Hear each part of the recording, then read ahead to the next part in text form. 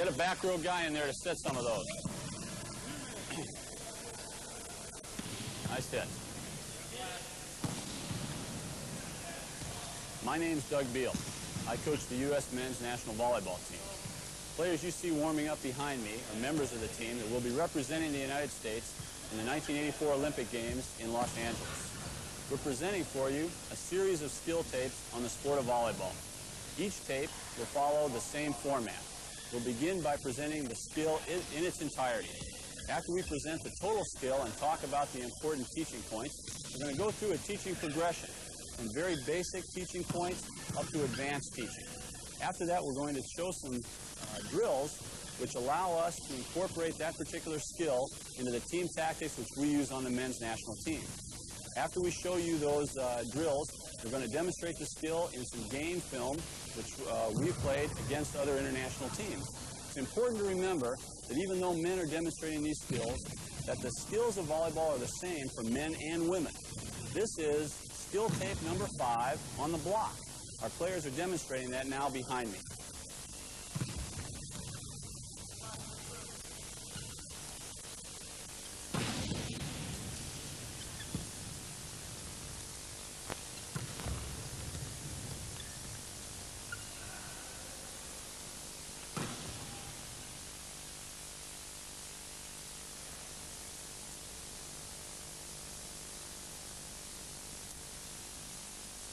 The skill of blocking is one of the most difficult in the game of volleyball. We're going to teach and describe 2 types of blocking. One is called attack blocking. The other is called area or zone blocking. The difference is very simple. If your players can jump so that they can get their elbows to the top of the net, they should attack block. They should try to get over the net and intercept the ball before it reaches the net. If they cannot get this high, you should teach area or zone blocking. Men and women should use the same blocking techniques. It's important to remember something else about blocking. This is an extremely frustrating skill to learn. And the reason is that your players can be doing everything right when they block and never touch the ball and never receive the feedback they should get. Because of this, in our teaching progressions, we try to give our players lots of success. Let them block the ball. This is important in teaching this skill. We're going to break blocking down into segments. The first segment that we're going to describe is the body position, including the arms and the hands. The player that we're going to use to demonstrate this is over at the net, Steve Salmon. The first point about the position is the hands. Look at Steve's hands. First, they are spread at his shoulders, not close together. That's to cover a wide area. Next, the fingers are spread apart as far as possible. You should not block with your hand closed down like paddles. Cover the biggest area possible. Next, notice that Steve is about half an arm's length away from the net. He does not block standing close to the net. The chance to make net errors is too great here. So he stands far enough away from the net so that he can move with his arms and hands toward the net. Notice that he is parallel to the net. His shoulders are square to the net. The next thing to keep in mind is that blocking is a dynamic skill, and it must be done from a low crouch position. Now let's look at this low crouch position. Steve has his knees flexed in a comfortable jumping angle and his hands ready to move over the net. 2 key points to remember when he jumps into the air from this body position. One is his forearms are going to move to parallel. Move to parallel. Notice how they are in parallel when they're straight. We call this moving to parallel.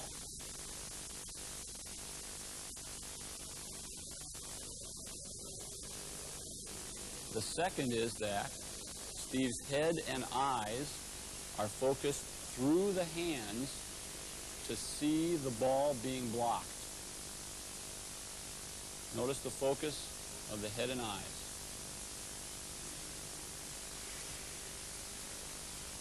We're going to now ask Steve to do some mock blocking jumps to demonstrate the movement of blocking.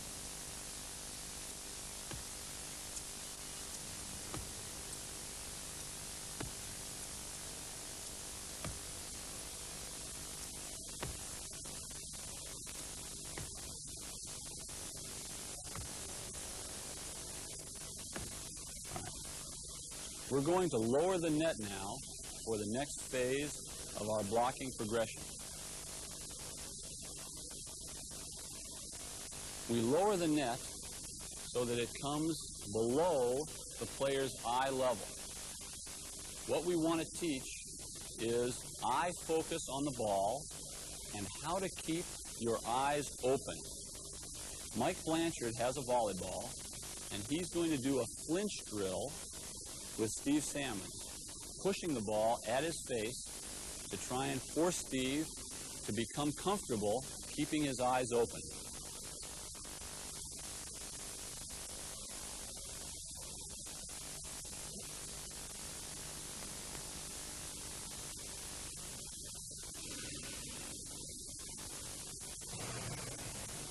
It's going to be impossible for your players to become good blockers if they don't keep their eyes open. They have to do that, and you must practice by doing this flinch drill. The next progression is for Mike Blanchard to hit some balls at Steve with the lowered net into the hands of the blocker, working on the movements of blocking the ball, seeing the ball being contacted.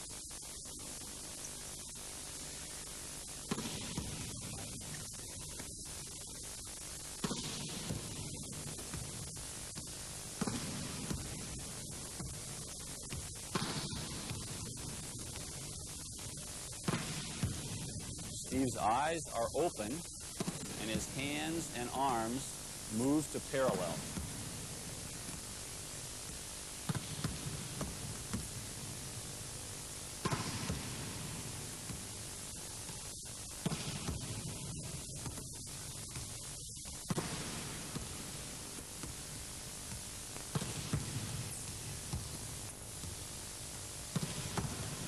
Now we have to teach our player to reach over the net when the net is at regulation height. Mike is going to stand to the side, toss the ball in parallel with the net. Steve is going to reach over, grab the ball, and pull it back to his own side of the net.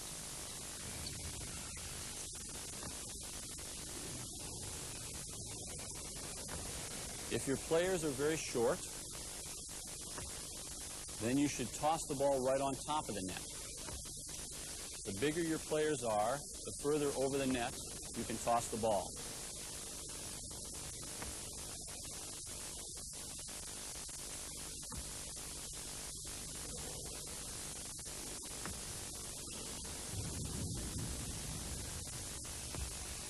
Remember, Steve's hands are in a wide open spread position.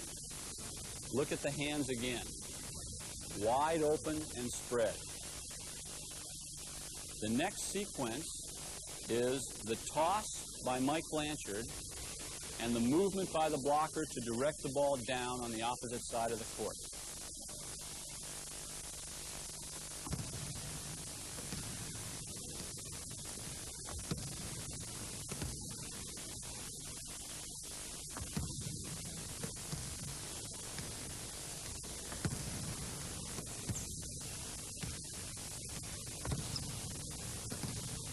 The effort is always made to avoid touching the net, so the hands are pushed over and withdrawn without hitting the net.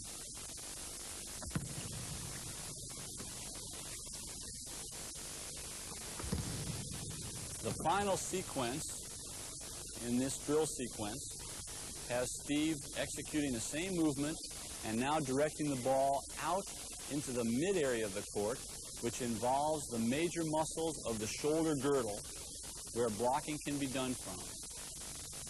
As you get stronger, the blocker learns to move using the same muscles that we use in forearm passing. And that's how we teach this next movement.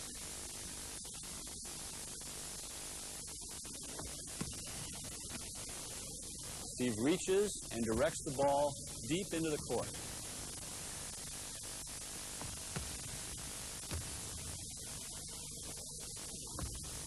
Again, notice the hands spread and the eye focusing through the hands.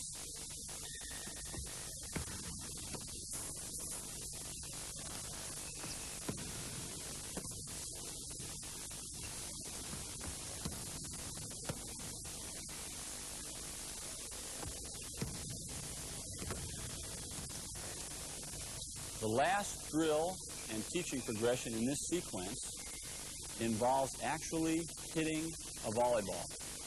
This time, we're going to start with the hitter across the net and our blocker with his back to the camera. Mike Blanchard is going to hit from a stationary position, and Steve is going to block from a low crouch position. We're going to actually be hitting the ball now, and Steve is going to have to block live sets.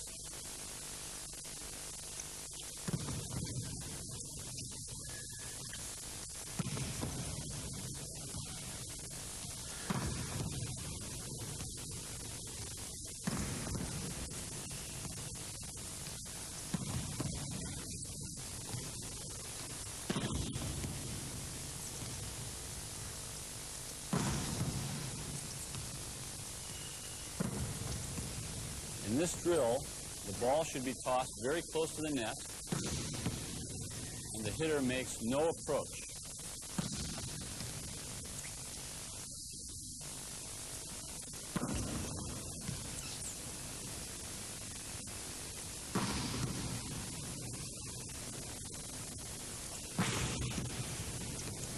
Good. Next, we're going to move to the second phase of our teaching progression in blocking, movement skills for block.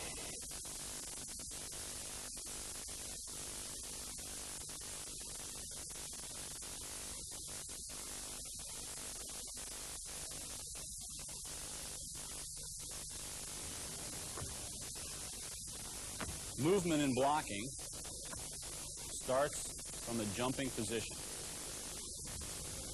The key to good blocking success is where your blockers wind up along the net. To do that, they have to move efficiently.